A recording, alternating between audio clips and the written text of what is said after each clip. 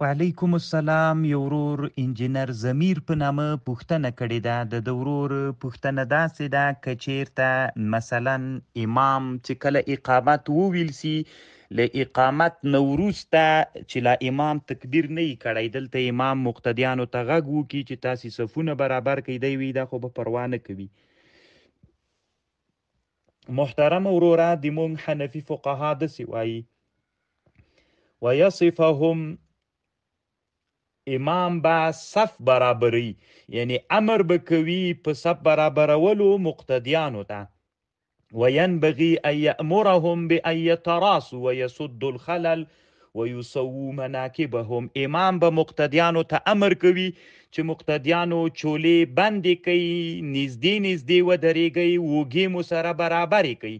دا امر به ورته کوي او دا امر محترمه مستحب او سنت ده. امام به دا امر مقتدیانو ته کوي.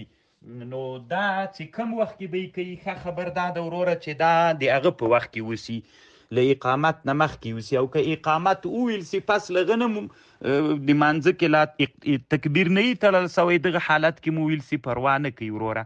الله پاک د روغ جوړ لره کامیاب اوسي. دغه عبارت مې چې درته ویلي د دور المختار